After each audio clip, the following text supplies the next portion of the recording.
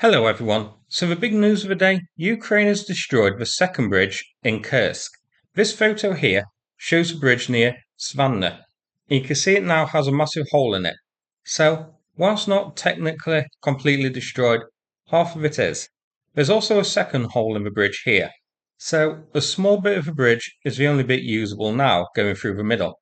This is certainly not able to be used by heavy vehicles. I wouldn't even trust walking over it to be honest. So, for all intents and purposes, this bridge is unusable. This is the second bridge destroyed after the Glushkovo Bridge. It seems to me this was done by artillery here. So let's check where this is. So it's this bridge here, leading into Zvannoe. One of only two bridge crossings remaining now. Or should I amend that, there's only one remaining now. The line above it, by the way, isn't a bridge, but rather just a weird line on a map, which actually fooled me in the past video. The only usable bridge remaining is here in Kursk, but I suspect its days will also be numbered as well. Once that's gone, the entire region south of the Seym River will effectively be cut off from resupply.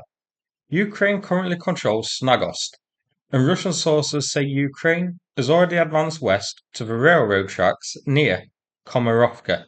Once Komarovka is taken, then that entire region will effectively be completely isolated. Russia can build pontoon bridges and has one near Glushkovo, but Mark Lassen and some other Twitter users did take a look at the river and found there are very few viable points to build a pontoon crossing. Ukraine has shared a few new videos of some Russian losses as well. This one here, quite an interesting one, a Russian T-80 BVM that got itself into a bit of a pickle, stuck in a pond. Its bad day got even worse when drones arrived.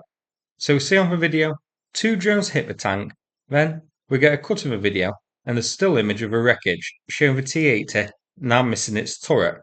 So unfortunately, we missed what was pretty likely a very impressive turret toss. Now there are a few interesting things about this video. First here, you can see its track marks leading into the pond. So it just randomly decided to drive into the pond for some reason. There's perfectly good ground on either side for it to drive around. I can only assume this happened at night and the commander didn't see the pond approaching and so accidentally drove into it and got stuck. Even worse, here you can see track marks in front of the tank, so it must have dislodged itself from the pond at some point only to drive back in again. Maybe it was deliberate, a way to abandon this tank and get out of here with a ready-made excuse. At some point, a Scooby-Doo van turned up. This is shown on the video to be after the drone impacts, but I think that's just the way the video is edited. I would assume this arrived first after the tank got stuck and recovered the crew, and then the tank got hit by the drones whilst it was abandoned. 130 T-80 BVMs are up on Oryx so far, plus 30 of the 2022 modification, but 933 T-80s of all variants are listed overall. That's a massive amount of armour destroyed there, of just one tank type. Russia had 480 in service at the start of the war, but we also had a few thousand in storage. The military balance 2024 puts 250 in service now. And here, a clip of a Russian BTR-82 getting targeted by drones. Quite an interesting one, as we see it moving when the drone hits it at the front. The BTR was then abandoned at some point, as it's stationary and the hatch is open. Another drone then circles around, giving us a nice view of the BTR. This one, in some excellent flying by the drone operator, then flies inside the BTR-82's open hatch to detonate inside, destroying it. A third drone arrives on the scene just in case it's needed, but it isn't needed as the BTR is seen detonating. 673 BTR-82s are up on Oryx, plus 149 BTR-82 AT variants. Russia had 1,100 of all BTR-82 variants in service at the start of the war, so a pretty massive chunk of the BTR-82 fleet is now gone. Ukraine has also added a few new captured vehicles to its growing collection. These photos here show a T-80 BVM which was abandoned and has now been captured by Ukraine. This was in Suja, and is the third T-80 BVM captured so far, along with a T-90M, a T-72B3, and yesterday, a T-72BA. So, Ukraine's getting a pretty nice collection of tanks. On the first day of the incursion, we also saw a photo of two abandoned T-80 BVMs in Suja. This could be one of those, but I can't say for certain. But either way, it's another nice addition to Ukraine's armed forces here. I assume it will be inspected, possibly repainted and given Ukrainian tactical markings, and then put into service. Maybe even put into service in Suja, the way the T-80M was. The tank is in working order and looks to be in pretty good condition. Quite an interesting one here. This is a Russian refueling outpost that was abandoned, with Ukraine capturing a KAMAZ 53501 tanker truck. You can see the tanker is in excellent condition. We also get a small look around the base. Ukraine also apparently captured a pair of old boots, some trash, and more importantly, a box of brand new, unopened, Valdai PG210 holographic sights. These are designed for use on Kalashnikov rifles, and weren't even taken out of a box. Sputnik Globe, a website, so clearly a very trustworthy news source, describes these as one-of-a-kind gun sight and a holographic wonder. These are pretty new though, and might be pretty decent, so I expect Ukraine can put them to good work. Here, another photo showing Ukraine with a captured Ural 4320-31 truck and some flags. Not many details were given as to whether this Ural was just abandoned in the middle of a forest, or if it was ambushed first. There is a photo as well showing some of the troops with some captured Russians, so likely this was ambushed. There are also some signs of damage to the window at the front as well. The Ural 4320 is Russia's most commonly used supply vehicle. Here, a little video from Russia's side. This shows a missile strike on a Challenger 2, reported by Russia as destroying the tank, but the fact that it cuts out immediately after impact makes it likely the tank survived. The missile actually appears to impact next to the tank rather than hit it directly. A bit of metal does fly off, so it may have got hit on the tracks or the blast close enough to blow a chunk of metal off, or that could even be a chunk of a missile itself, but I certainly don't think we can call this destroyed.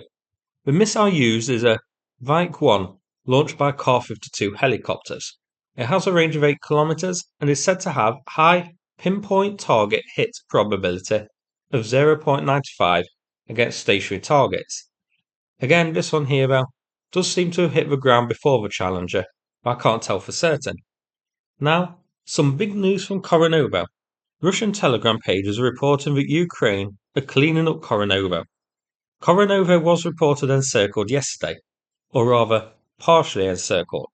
A few sources did report Ukraine had taken it, but that isn't the case as a Russian unit of the town did address those claims, and that was a current video. But it is seeming very likely Ukraine will capture it soon. This Telegram page suggests that Rilsk will be taken from both sides, with a border crossing from the west and the push north from Korenovo. It's important to show though that there are actually 2 Korenovos, one big one and then a smaller one southeast of it.